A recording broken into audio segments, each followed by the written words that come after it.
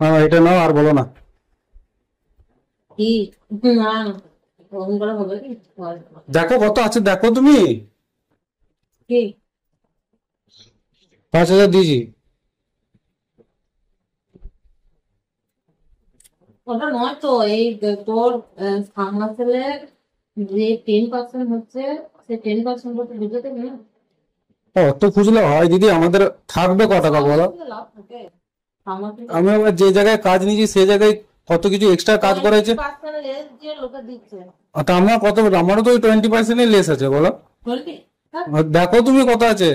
20% less একদিনে দিচ্ছে। তোর আগের বারটা কিছু বুঝালি না। আগের একটা কিছু আমাদের নিজেদেরই হয় না, তো তোমাকে আর কি বলবো। 1.5 লাখ টাকা, 1,60,70,000 কাজে 1.5 লাখ টাকা খরচা হয়েছে। কতটা এক্সট্রা কাজ করেছি তুমি জিজ্ঞেস করো না? তোমার অফিসের লোক তো গিয়েছিল চেক করতে। আর সরকারদের ওইটা কতটা এক্সট্রা কাজ করা হয়েছে বলো তো? 1.5 লাখ টাকার কাজ করেও কতজন দিবে? আগেরটাকে বলে দিলাম, তুই বললি হ্যাঁ দেবো, নিয়ে আসতে পারবো। আমি হিসাব করে দেখলাম যে কিছুই থাকছে না, তাহলে আমি কি দেবো তোমাকে? তো 5 দিচ্ছি তো, আবার কত লাগবে? দাঁড়াবো, যা কাজ হয়। কত টাকা কাজ বল? 2,49,000 টাকা।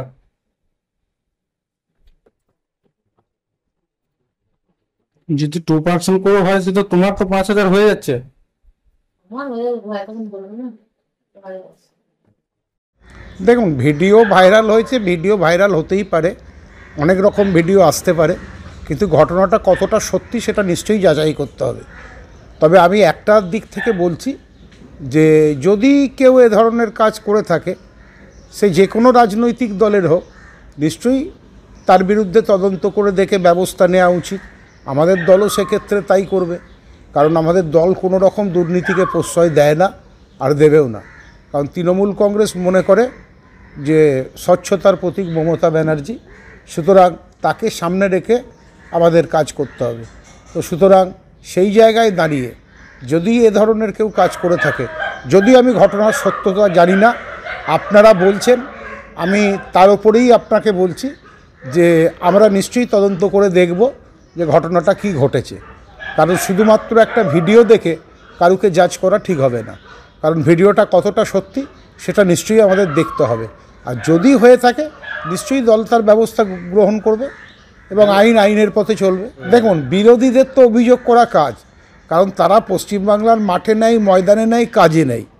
তাদের কাজ হচ্ছে অভিযোগ করা, সারাদিন বসে টিভির সামনে অভিযোগ করা। তো ঘটনাটা আমি প্রথমেই বললাম যে ঘটনাটা কতটা সত্য আছে সেটা নিশ্চয়ই আগে প্রমাণ হোক, তারপর এই ব্যাপারে কথা বলা যাবে। এ ব্যাপারে বলার কিছুই নেই, তবে আমি বলবো যে আমাদের যে ওয়ার্ক অর্ডার দেওয়া হচ্ছে সেইখানে আমরা মানে আমাদের সবাই ঊর্ধ্বতন আমাদের যে কর্তৃপক্ষ আছে তাদেরকেও বলা আছে যে আমরা যখন ওয়ার্ক অর্ডার দেবো আমরা এজেন্সির হাতে দেবো, এবং এজেন্সি যদি কোনো কারণে না আসতে পারে তাহলে যদি কাউকে অথরাইজ লেটার দিয়ে পাঠায় তার হাতে আমরা দেবো। তো এটা আমরা সিদ্ধান্ত নিয়েছিলাম এবং বডি মিটিংও এই সিদ্ধান্ত নিয়েছিলাম, কিন্তু এখন দেখা যাচ্ছে কিছু মানুষ এসে তারা বলতে চাইছে যে ওয়ার্ক অর্ডারটা আমার হাতে দেওয়া হোক, কিন্তু আমি সেটা দিতে চাই না, আর দেবোও না। জবরদস্তি করলেও আমি দেবো না, কারণ আমাকে অথরাইজ লেটার দেখাতে হবে, আয়দার হয়ে এজেন্সি নিজে এসে নিয়ে যাবে। এবার এই কারণে হয়তো কারোর খারাপ লাগতে পারে, সে হয়তো এটা করতে পারে। কেউ কি চক্রান্ত করছে আপনার ব্যাপারে? মনে হয় হতে পারে। কি বলবেন এই ব্যাপারে?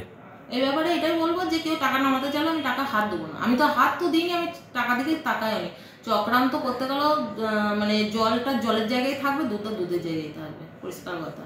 আর এই চেয়ারটা তো এমনি মানে সামাজিক কল্যাণের চেয়ার, আর এটাতে সহজে মানে মানে যতই শুদ্ধ থাকো তবু শুদ্ধ থাকা যাবে না, মানে শুদ্ধ রাখতে চাইবে না, পেছনে একজনে না একজনে খোঁচা দেবে। আর প্রতিদ্বন্দ্বী থাকলে আমি মনে করি যে প্রতিযোগিতা থাকলে তবেই তো ভালো রেজাল্ট করা যায়। অতএব আমি যখন নিইনি আমার দিক থেকে, যখন আমি শিওর যে আমি কিছু নিইনি, কিছু করিনি, তখন আমার এদিকে ভয় পাওয়ারও কিছু নেই আর কিছু বলারও কিছু নেই। আমি আমার পথে যেরকম চলছি সেরকমই চলবো। আপনার নাম ও পরিচয়?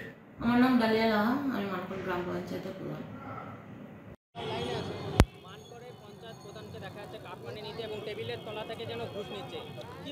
টেবিলের ওপরে 500 টাকার বান্ডিল রাখা রয়েছে।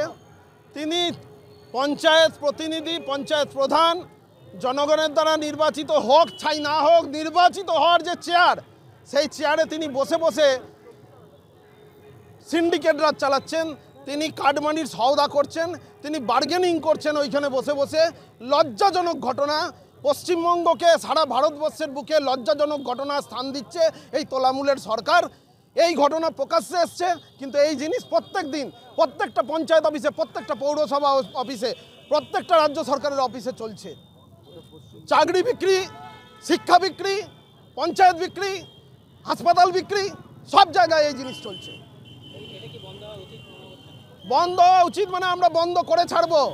পশ্চিমবঙ্গবাসীর, বাঙালির সেন্টিমেন্ট নিয়ে যে ছিনিমিনি খেলা হচ্ছে, তাদেরকে লোভ দেখিয়ে, তাদেরকে পশ্চিমবঙ্গে ভুয়ো ভোটার ভরে, পশ্চিমবঙ্গের পুলিশ প্রশাসনকে চক্রান্ত করে যেভাবে এরা জিতে পশ্চিমবঙ্গে ক্ষমতা দখল করেছে, সেই দিন আর থাকবে না।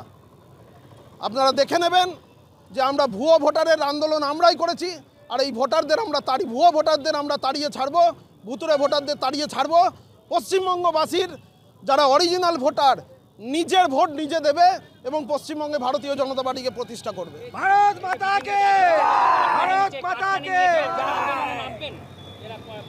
আমাদের আন্দোলন, বৃহত্তর আন্দোলন জারি থাকবে। কাটমানি নিয়ে পঞ্চায়েত অফিস ঘেরাও হবে। আপনি কি জটিল কিছু সমস্যায় ভুগছেন? সমাধান পেতে চান? যোগাযোগ করুন প্রখ্যাত জ্যোতিষ ও তান্ত্রিক মনসারাম ভট্টাচার্যের কন্যা মনসা কন্যার সাথে। প্রখ্যাত জ্যোতিষ ও তান্ত্রিক মনসা কন্যা হাওড়া জানবাড়ি ও হাতিবাগানের নিজস্ব মন্দিরেও বসেন। যোগাযোগ 9830106967 আর 9239655323।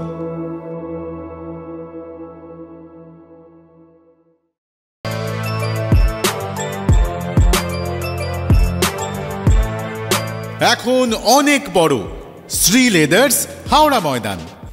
কলার তুলে নয়, বুক চিতিয়ে চলা।